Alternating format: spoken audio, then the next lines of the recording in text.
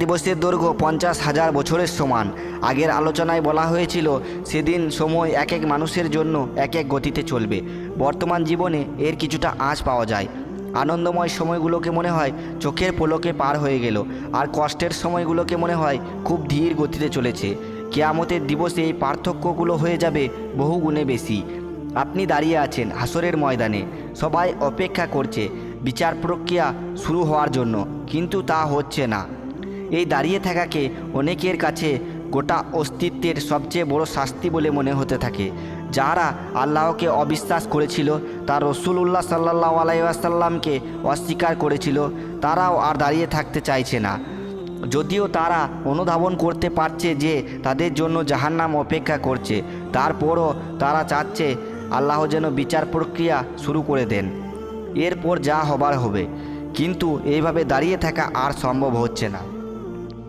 মানবজাতি, জিনজাতি সহ গোটা সৃষ্টি একত্র হয়ে ছুটে যায় আল্লাহর সৃষ্টি করা প্রথম মানুষটির কাছে, আদম আলাইহিস সালামের কাছে, এবং বলে, হে আমাদের পিতা, আল্লাহ আপনাকেও নিজে হাতেও সৃষ্টি করেছেন, আপনি আল্লাহর কাছে এসে সুপারিশ করুন, তিনি যেন বিচার প্রক্রিয়া শুরু করে দেন। আপনিও নিজে সেই ভিড়ের মধ্যে দাঁড়িয়ে আছেন, তবুও চমকে না গিয়ে পারলেন না। দুনিয়ার জীবনে হাজার হাজার বছর ধরে বিভক্ত হওয়া মানুষ আজ এক হয়ে গেছে।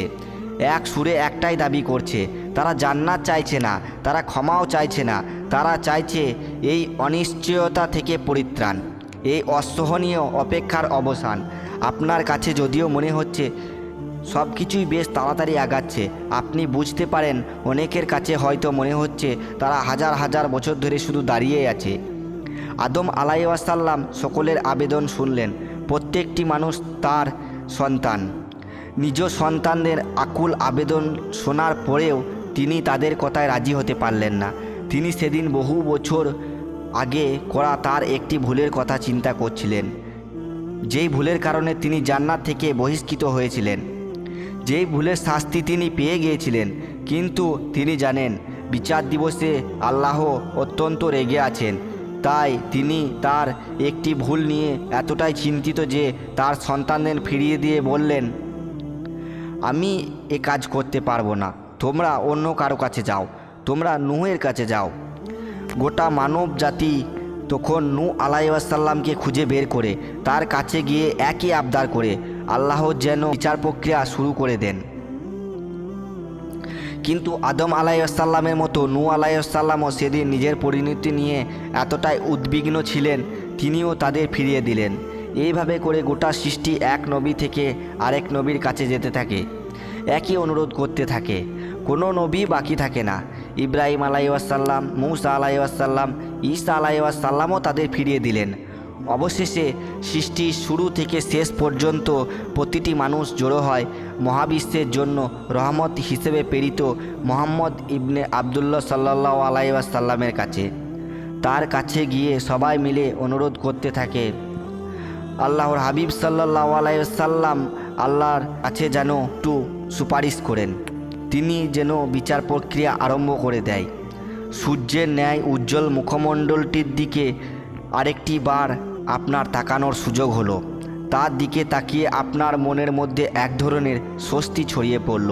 নবীজি সাল্লাল্লাহু আলাইহি ওয়াসাল্লাম সবার দিকে তাকালেন এবং তার অন্তর জুড়ানো কণ্ঠে সবাইকে আশ্বস্ত করে বললেন, এটা আমারই কাজ, এটা আমারই কাজ। এটাই হচ্ছে সেই মাকামে মাহমুদ, সেই প্রশংসিত স্থান যার কথা সাল্লাল্লাহু আলাইহি ওয়াসাল্লামকে দেওয়ার অঙ্গীকার করা হয়েছিল। যখন গোটা সৃষ্টি বিচার দিবসে সেই চরম সংকটময় অবস্থানে থাকবে, একমাত্র তারই অনুমতি থাকবে পুরো মানবজাতি ও জিনজাতির হয়ে আল্লাহর কাছে সুপারিশ করার। রসুল সাল্লাল্লাহু আলাইহি ওয়াসাল্লাম চলে যান আল্লাহর আরশের সামনে এবং সেখানে সিজদায় মাথা নত করলেন এবং আল্লাহকে এমন এমন নামে এবং এমন এমন ভাষায় প্রশংসা শুরু করলেন যে আগে কখনো নাজিল করা হয়নি। তিনি তার রবকে ডাকছেন, পুরো মানবজাতির জন্য তার অন্তর উজাড় করে তার রবকে ডাকছেন। এমন করে কতটুকু সময় পার হয়ে গেল কারো হিসেব থাকলো না। কিয়ামতের শুরু থেকে আল্লাহ অত্যন্ত রেগেছিলেন। গোটা মানব জাতি, জিন জাতি দুনিয়ার জীবনে বারবার তাকে অমান্য করেছে। তিনি বারবার তাদের ক্ষমা করেছেন, আহ্বান করে গেছেন, তবুও তারা বারবার তার ডাক অগ্রাহ্য করে পৃথিবীতে দুর্নীতি করে গেছে। হাজার হাজার বছর ধরে তার কোটি কোটি বান্দা এইরূপ আচরণ করে গেছে যে তার রাগ আজ কল্পনার বাইরে। তিনি এতটাই নিরাশ যে মানবজাতির এই সংকটপূর্ণ মুহূর্তে তিনি তাদের উদ্দেশ্য করে একটিও কথা বলছেন না।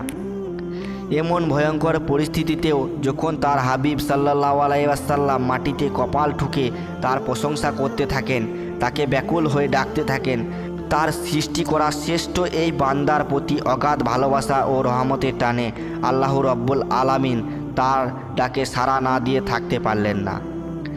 তিনি তার প্রিয় বান্দার ডাক কী করে উপেক্ষা করেন। তিনি নবীজি সাল্লাল্লাহু আলাইহি ওয়াসাল্লামকে উদ্দেশ্য করে বলেন, মুহাম্মদ, তোমার মাথা ওঠাও এবং চাও, তোমাকে দেওয়া হবে। সুপারিশ করো, তোমার সুপারিশ কবুল করা হবে। কিয়ামতের দিবসে রাসূলুল্লাহ সাল্লাল্লাহু আলাইহি ওয়াসাল্লামের কয়েকটি সুপারিশের কথা বর্ণনা আছে, কিন্তু মূলত বৃহত্তম সুপারিশ বলতে আমরা যা বুঝি তা হলো এই সুপারিশটি, যার কারণে আল্লাহ তাআলা কিয়ামতের দিন বিচার প্রক্রিয়া শুরু করবেন। রসুল সাল্লাল্লাহু আলাইহি ওয়াসাল্লামের সুপারিশ গ্রহণ করলেন, বিচার প্রক্রিয়া শুরু হতে যাচ্ছে।